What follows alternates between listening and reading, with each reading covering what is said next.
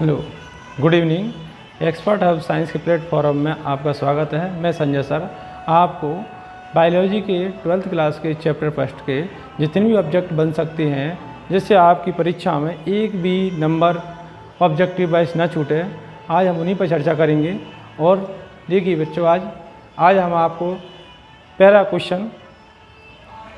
Question अपना ये बेटा कि बिना निषेचन के मादा युग्मक, क्या ये बिना निषेचन के मादा युग्मक या अंड से किसी जीव के विकास को क्या कहते हैं। फिर से पढ़ रहे हैं बेटा क्वेश्चन को कि बिना निषेचन के मादा युग्मक या अंड से किसी जीव के विकास को क्या कहते हैं। तो इसमें अपने पास दो ऑप्शन दिए बेटा, एक अनिषेक फलन और एक अनिषेक जनन। बेटा थोड़ा छुप गया है तो ये पूरा लिख देता हूँ, इधर लिख देता हूँ, ये जनन, क्या ये अनिषेक जनन। तो इसका राइट आंसर है बेटा अपना क्या है, अनिषेक जनन। इसका राइट आंसर अपना क्या है बेटा, अनिषेक जनन।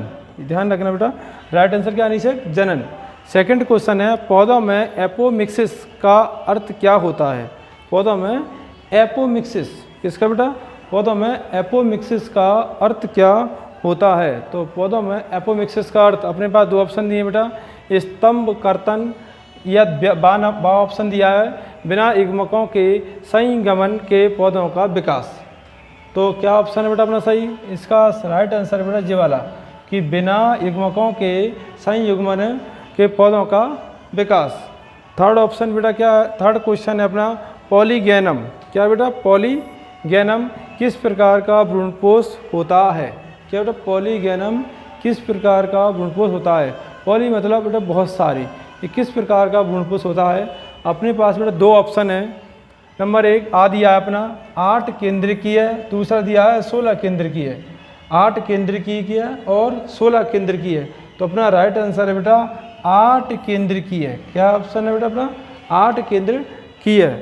अपना फोर्थ क्वेश्चन है कि आवर्त बीजों में मादा युग्मकोद्भिद किसका प्रतिनिधित्व करता है। कौन सा बेटा, आवर्त बीजियों में मादा युग्मकोद्भिद किसका प्रतिनिधित्व करता है, अंड का या परागकण का।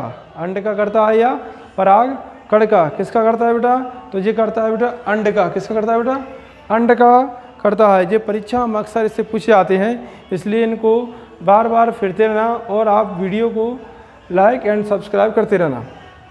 जैनिया शब्द किसके ऊपर परागकणों के प्रभाव को व्यक्त करता है। जैनिया शब्द, ध्यान रखना बेटा, ये शब्द है जैनिया।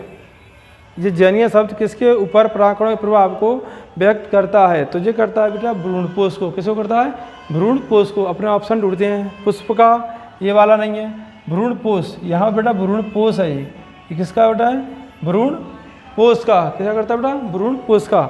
अगला है अपना छठवा कि एनाट्रोप्स बीजांड में बीजांड द्वार कहाँ स्थित होता है। किसमें बेटा, एनाट्रोप्स बीजांड में बीजांड द्वार कहाँ स्थित होता है।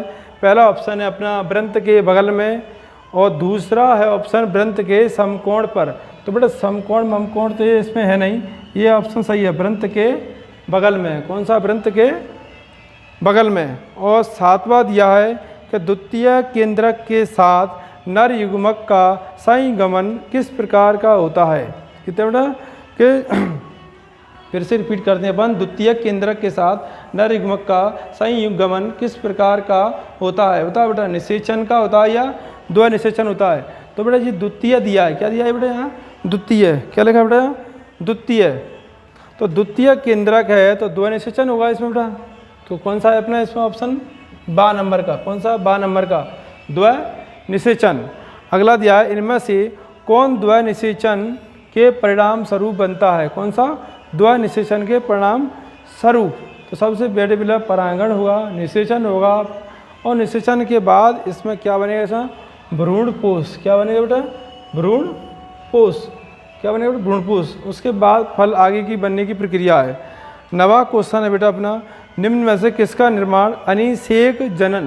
बेटा थोड़ा मिसप्रिंट है यहाँ, ये क्या, अनिषेक जनन, अनिषेक जनन कहलाता है। तो निषेचन के बिना फल या निषेचन के बिना अंड।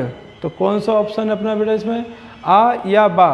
आ देखो फिर से पढ़ रहे हैं, निषेचन के बिना फल या निषेचन के बिना अंड। तो इसका अपना उत्तर है बेटा निषेचन के बिना अंड। 10वां है अपना भ्रूण का निर्माण किससे होता है। भ्रूण का निर्माण किससे होता है। परीक्षा में पूछा गया है कि भ्रूण के 2 ध्रुवीय केंद्रकों द्वारा या अंड तथा नर युग्मक द्वारा। तो इसका राइट आंसर बेटा अंड तथा नर युग्मक के द्वारा। ये तो आपके बेटा पर डे हम 10 क्वेश्चन या 20 क्वेश्चन आपको प्रोवाइड कराते रहेंगे और कुछ मुख्य शब्दावली हैं जिनसे भी ऑब्जेक्टिव बनते रहते हैं, उन शब्दावलियों को हम आज आपको बता रहे हैं बेटा। ये देखिए अपना ध्यान से देखना, इसमें क्या दिया है, कुछ शब्दावली हैं जिनसे ऑब्जेक्टिव बनते हैं और वन वर्ड भी बनते हैं। जो दिया है मेटाजीनिया, फिर से देखिए बेटा क्या है मेटाजीनिया। मेटाजीनिया किसे कहते हैं कि वह प्रक्रिया जिसमें पराग कण बीजावरण, कौन सा पराग कण बीजावरण और भ्रूण के बाहरी भाग को प्रभावित करता है। तो वह प्रक्रिया, क्वेश्चन कैसे बनेगा बेटा कि वह प्रक्रिया जिसमें परागकण और बीजावरण और भ्रूण के बाहरी भाग प्रभावित करता है उसको क्या कहते हैं। तो उसको क्या कहते हैं बेटा मेटाजीनिया। क्या कहते हैं उसको मेटाजीनिया। अगला है मीजोगैमी। मीजोगैमी, तो मीजोगैमी क्या होता है बेटा अध्यावरण। क्या होता है अध्यावरण के द्वारा पराग नलिका के बीजांड में प्रवेश।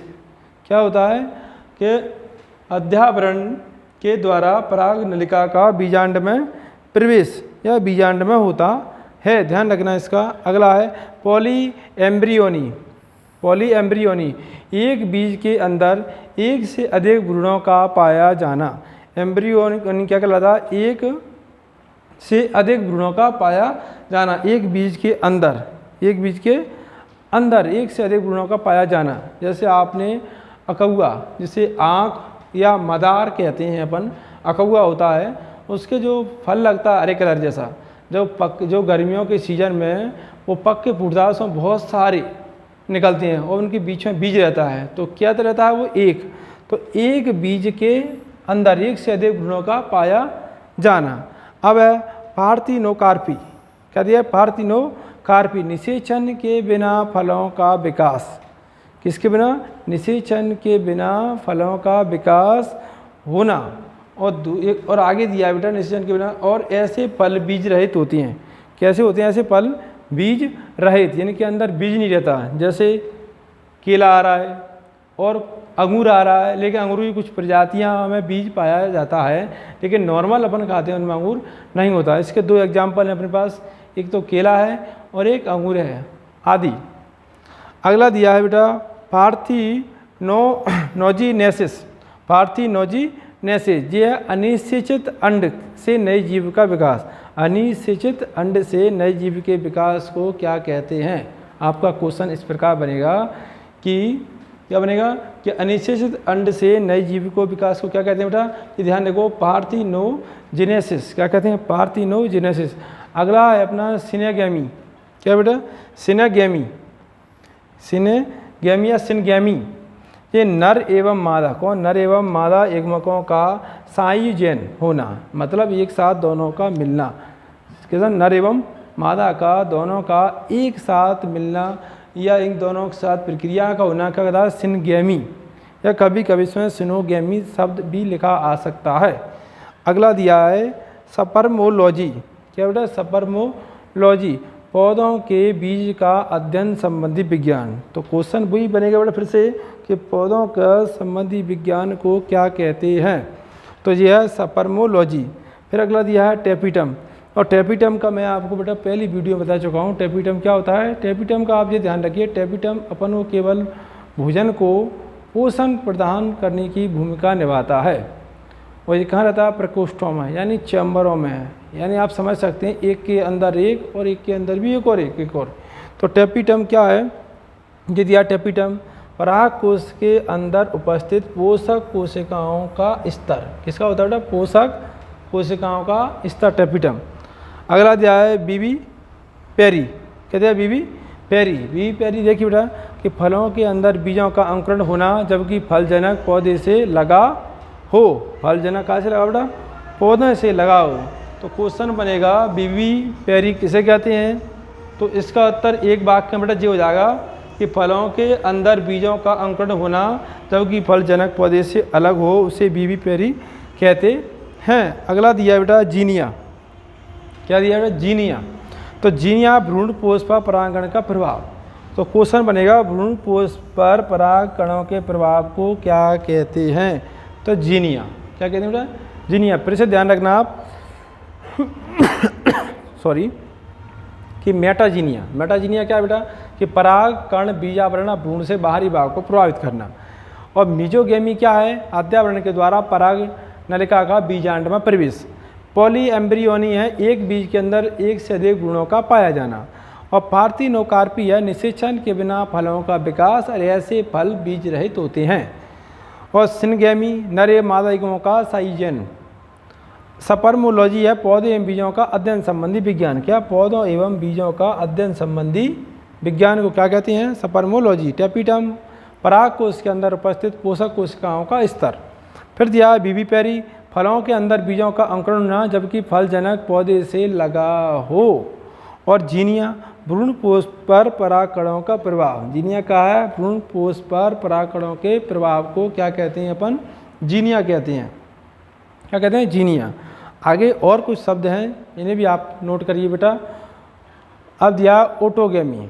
अब नाम ही क्या है उसका बेटा? ओटोगेमी। ओटो स्टार्ट यानी स्वयं के द्वारा किसी और की अन्य की सहायता ना ली जाए तो ये क्या? ओटोगेमी। तो ओटोगेमी देखिए बेटा इसमें स्वपरागण भी कहते हैं। इसका एक और नाम क्या है बेटा? ध्यान रखना ओटोगेमी का उपनाम क्या है? स्वपरागण।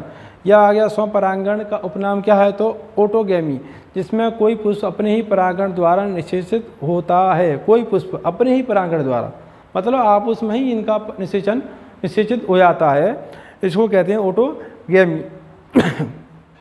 अगला है अपना एंथोलॉजी।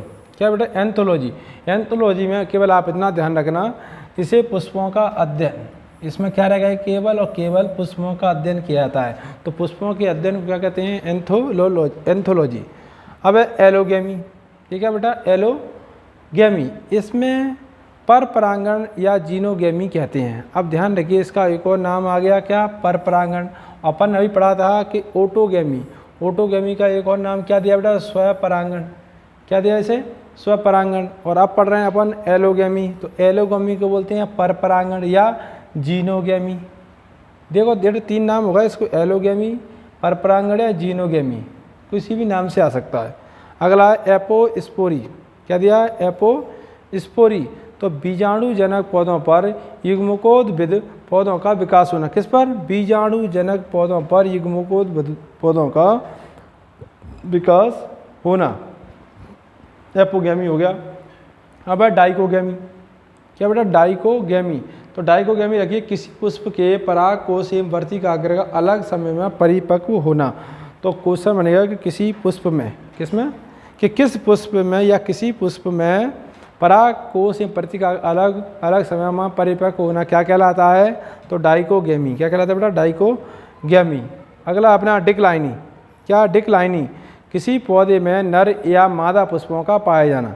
किसी पुष्प में नर या मादा पुष्पों का पाया जाना क्या कहलाता है बेटा? डिक्लाइनी। क्या? डिक्लाइनी। अगला है हकोगेमी। क्या बेटा? हकोगेमी पराग कोश एवं वर्तिकाग्र के मध्य, किसके मध्य? पराग कोश एवं वर्तिकाग्र के मध्य प्राकृतिक रुकावटें उत्पन्न होने के कारण स्वपरागण का अवरुद्ध हो जाना। तो जो क्वेश्चन बनेगा वह प्रक्रिया क्या कहलाती है जिसमें प्राकृतिक रुकावट उत्पन्न होने के कारण स्वपरागण का अवरुद्ध हो जाना। अवरुद्ध मतलब ये प्रक्रिया का ना हो पाना, उसे बोलते हैं बेटा क्या? हकोगेमी। अगला है हेट्रोस्टाइली। हेट्रोस्टाइली नाम भी इसका बेटा क्या है? हेट्रोस्टाइली। तो पुष्प में भिन्न भिन्न लंबाई वाली वर्तिका एवं पुंकेसर का पाया जाना। किसका पाया जाना? कि पुष्पों में भिन्न भिन्न लंबाई वाली वर्तिका एवं पुंकेसर का पाया जाना है। उसका नाम ही क्या बेटा? ध्यान रखिए हेट्रोस्टाइली। इसलिए अलग अलग अपना स्टाइल बदलता रहता है। वो पुष्प में भिन्न भिन्न लंबाई वाली वर्तिका एवं पुंकेसर का पाया जाना, अपनी नई नई स्टाइलों को बदलना। अब मिरमे कोकोरी। ध्यान रखना बेटा चींटियों द्वारा, जी ध्यान रखना आप तो बस मिरमे कोकोरी आ जाए और चींटियाँ आ जाए। चींटियों द्वारा बीजों को प्रकीर्णन, चींटियों द्वारा बीजों का करना है प्रकीर्णन, जैसे पीली कटोरी। ये क्या करते हैं इसमें मेरे को कोरी, ये किसी भी दाने को जो अंकुरित हो सकता है उसको 2 भागों में बांट देती हैं और 2 भागों में तोड़ के अंदर ले जाते हैं। चींटियों को बड़ी नॉलेज रहती है बेटा, अंदर भी अपने दाने को ले जाते हैं, तो वो छोटे दानों को तोड़कर अंदर ले जाते हैं तोड़कर। इसलिए ध्यान रखना, मृमेको कोरी कितने संबंध है, मृमेको कोरी चींटियों से कितने संबंध है बेटा, चींटियों से। फिर एक बार रिपीट कर रहे हैं, ऑटोगैमी को कहते हैं, स्वपरागण भी कहते हैं। और इसका काम है इसका कोई पुष्प अपने ही परागण द्वारा निश्चित हो जाता है, अपने आप में फर्टिलाइजर से हो जाती है बेटा। ये एंथोलॉजी, ये बताया मैंने पुष्पों का अध्ययन, क्या बेटा पुष्पों का अध्ययन। एलोगेमी पर परागण या जीनोगेमी कहते हैं इसको।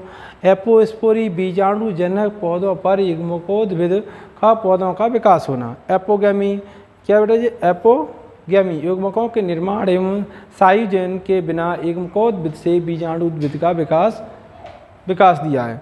फिर डिक्लाइनी, किसी पौधे में नर एवं मादा पुष्पों का पाया जाना। फिर हकोगेमी, पराग कोश एवं वर्तिका के मध्य प्राकृतिक रुकावट उत्पन्न होने के कारण स्वपरागण का अवरुद्ध हो जाना। क्या होना, स्वपरागण का क्या हो जाना, अवरुद्ध हो जाना। अगला दिया अपना हेटेरोस्टाइली, मैंने बताया था हेटेरोस्टाइली अलग अलग अपनी स्टाइल बदलता रहता है।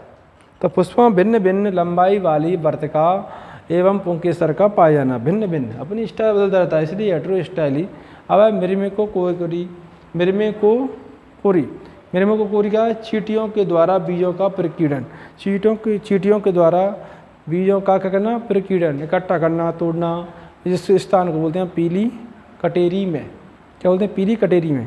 जो पीली कटेरी आपने देखी है उस हिसाब से यह मृमेको कोरी का संबंधित बेटा चींटियों से। कल हम आपको फिर नेक्स्ट वीडियो इससे संबंधित और ज़्यादा क्वेश्चन प्रोवाइड कराएंगे, जिससे आपकी परीक्षा में फर्स्ट चैप्टर से किसी प्रकार का कोई ऑब्जेक्टिव परीक्षा में ना छूटे। और ये एग्ज़ाम और बेटा इसके अलावा ये कंपटीशन में भी इससे संबंधित क्वेश्चन पूछे जाते हैं, इसलिए इन्हें आप पढ़ते रहिए। तब तक के लिए बेटा धन्यवाद।